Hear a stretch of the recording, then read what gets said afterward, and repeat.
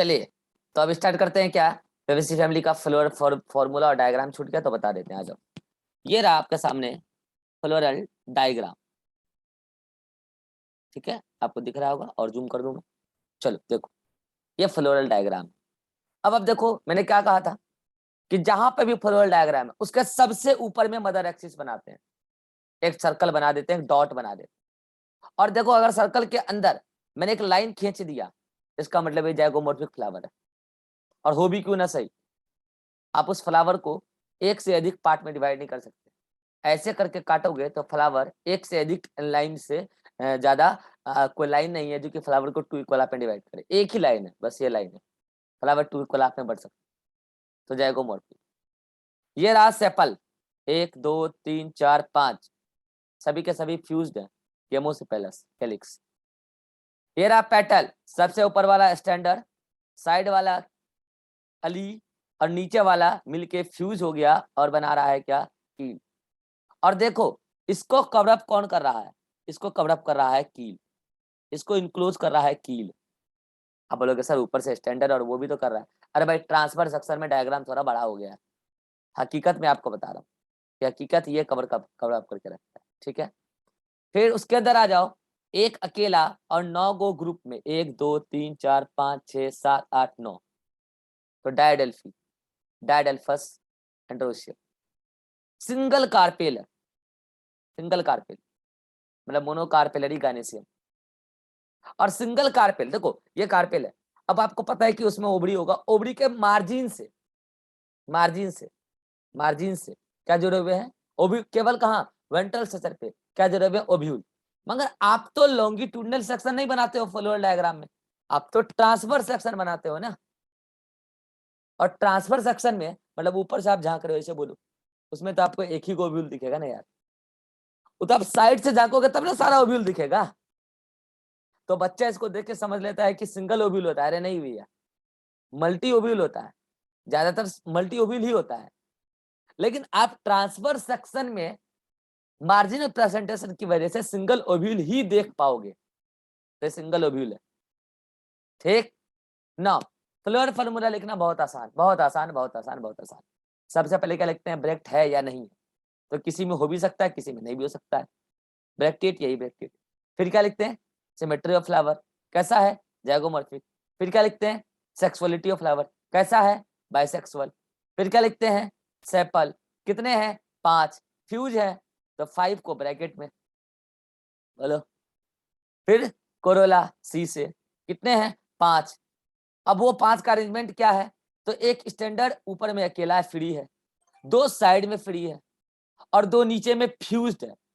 तो 1 + 2 + 2 in bracket बोलो।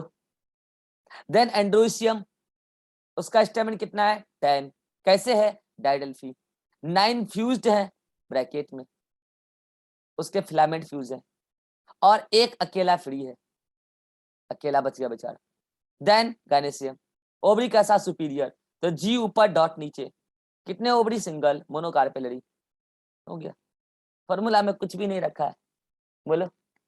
इसलिए मैंने सेमी डिस्क्रिप्शन बातें अच्छे से पढ़ाया है, क्योंकि अगर आपको सेमी डिस्क्रिप्शन आ गया, उसका क्या टेक्निक है, रिप्रेजेंट कैसे करते हैं, तो फिर तो जितने भी फैमिली पढ़ने आपको बोटनी में पढ़ लो, सब जगह आप डिस्क्राइब कर दोगे चीजों को।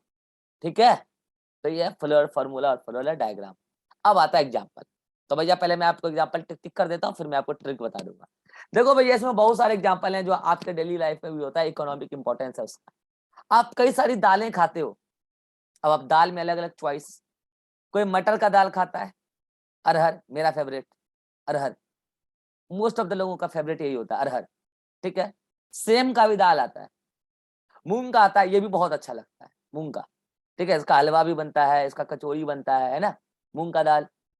सोयाबीन का भी दाल आता है, पता है आपको, सोयाबीन का, मटर भी मतलब कि सोयाबीन का दाना जो आता है उससे दाल भी तैयार होता है, उसका लोग सब्जी भी बनाते हैं, दाल भी बनता है, सब्जी भी बनता है। सब्जी तो मैंने खाया है, कोटा में पॉपुलर है, जो कोटा में रहे होंगे वो खाए होंगे। वहां पे सब्जी इसका और आलू का मिला के बनाते हैं, सोयाबीन। सोयाबीन, अरे वो सोयाबीन नहीं के बाद, वो जो आप ला रहे हो ना, उसी प्लांट का प्रोडक्ट है। लेकिन वो सीड नहीं खाते हैं, जो सोयाबीन बड़ी जिसको कहते हो, वो अनदर प्रोडक्ट है। और ये जो मैं बीज की बात कर रहा हूँ वो सीड की बात कर रहा हूँ, ठीक है। तो जितने भी दाल हैं, ग्राम मतलब कि मटर बोल दो, अरहर बोल दो, सेम, मूंग, सोयाबीन, जो भी है सब दाल है, आप डेली लाइफ में खाते हो, ठीक है। कुछ के तो सीड भी खा जाते हो। सीड मतलब सीड से क्या मतलब कि दाल वाल खाते हो, लेकिन कुछ के सीड से आप तेल निकालते हो, ऑयल। और नाम सुना होगा आपने सोयाबीन ऑयल, सुना होगा। सोयाबीन ऑयल सोयाबीन से निकलता है, उसकी सीड को क्रश करके निकाला जाता है। ऐसे ही ग्राउंड नट फेबेसी फैमिली का मेंबर है, ध्यान रहे। और उसको भी चूर चार के उससे ग्राउंड नट का ऑयल निकाला जाता है, ठीक है। फिर कुछ ऐसे मेंबर हैं जिससे डाई मिलता है, नेचुरली डाई। अगर आप लोग को याद हो, जब आप बच्चे होंगे, या तो हम लोगों ने तो बचपन में देखा है, पहले जो डाई आता था ना, एक ब्लू कलर का डब्बे में इस टाइप से आता था, नील कहते थे उसको, नील कहती थी मम्मी लोग। ऐसा ऐसा डब्बा होता था, नील।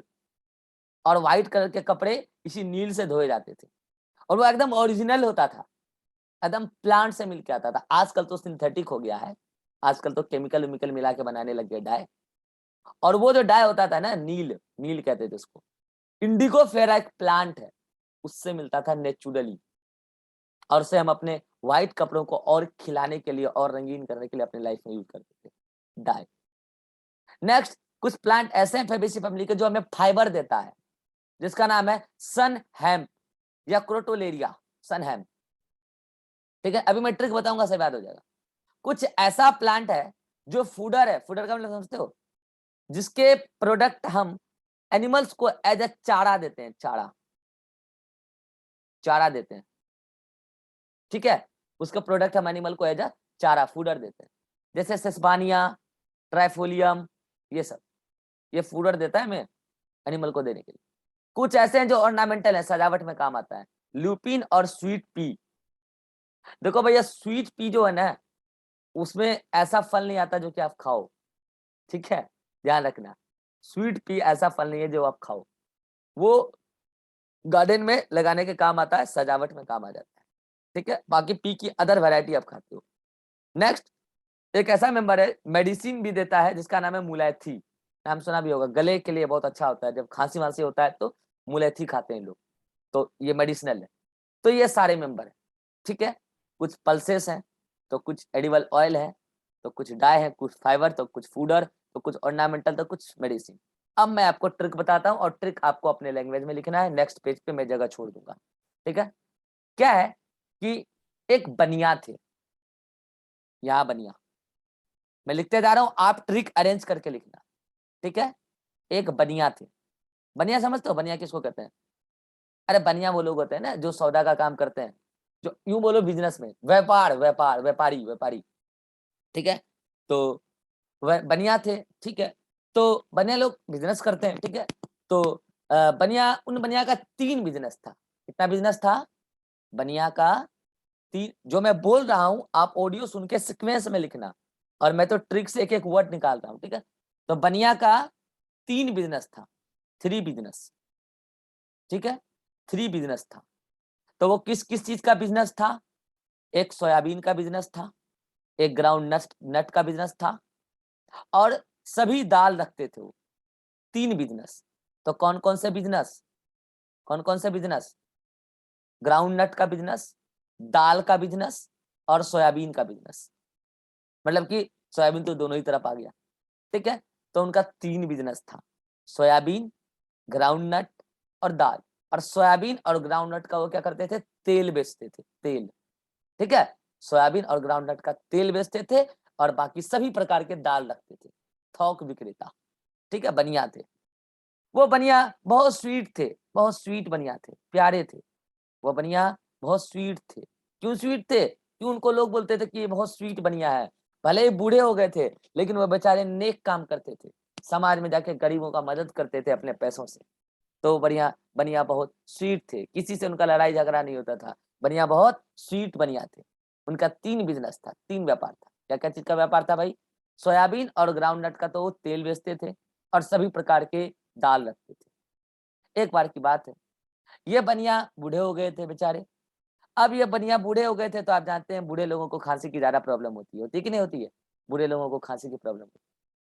तो ये बनिया बेचारा एक बार खाना खा रहे थे और खाना खाते खाते इनको खांसी आई। खाना खाते खाते इनको खांसी आई, और खांसी जब आई तो खाना में क्या खा रहे थे? ये खाना में दाल खा रहे थे, दाल रोटी खा रहे थे। बूढ़े लोग खाते हैं दाल रोटी, बच्चे भी खाते हैं, बूढ़े भी खाते हैं। दाल खा रहे थे, ये दाल खा रहे थे, अपने ही बिजनेस का दाल खा रहे थे। तो बेचारे व्हाइट शर्ट पहन के खाना खा रहे थे, खांसी आई, खांसी आई, दाल गिराई, दाल गिराई, फिर शर्ट धुलवाई और शर्ट धुलवा के नील लगाई, नील इंडिगो फेरा, नील इंडिगो फेरा। खांसी आई, दाल गिराई और खांसी आई, तो पहले खांसी को दूर करने के लिए दवाई खाए होंगे, मुलेठी खाते भी थे हमेशा वो बेचारे, उनको खांसी की प्रॉब्लम थी, मुलेठी खाते थे।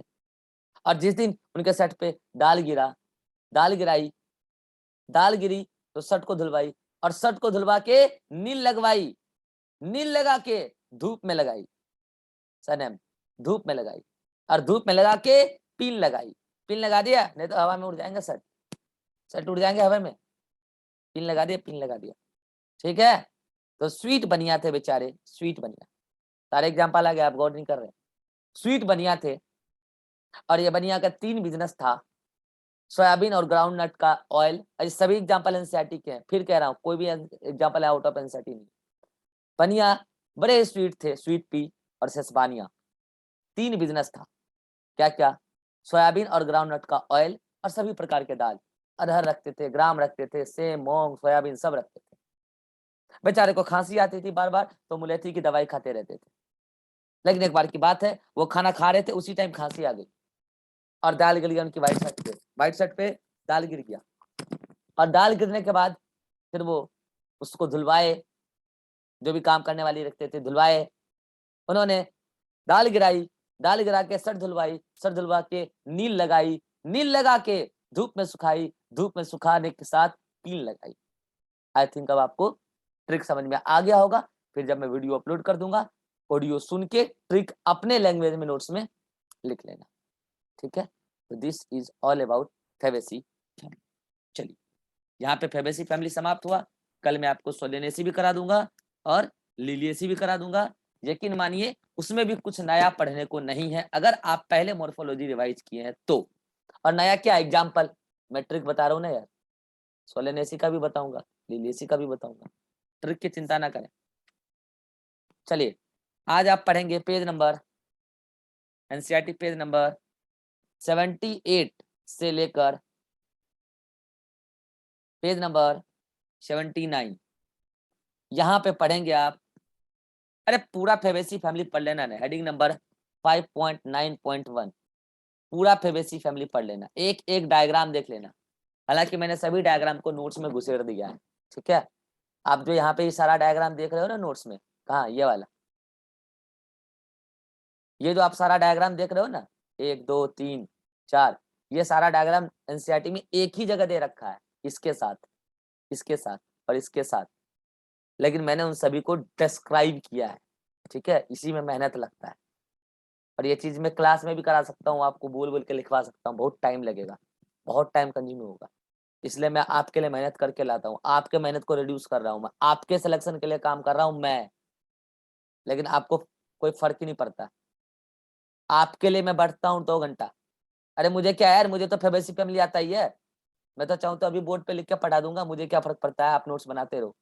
लेकिन आपके मेहनत के लिए मैं मेहनत करता हूँ, डेली 2 घंटा बैठता हूँ आपके लिए नोट्स बनाने के लिए, लेकिन आपको कोई फर्क नहीं पड़ता कि टीचर हमारे लिए नोट्स बना के दे रहा है समझाने के लिए, लेकिन आप पढ़ाई नहीं करते हो। क्या करें? चलो भाई, कोई तो पढ़ेगा। चलिए, मिलते हैं नेक्स्ट क्लास में अभी, और फिर स्टार्ट करेंगे इकोलॉजी, आगे बढ़ाएंगे बात।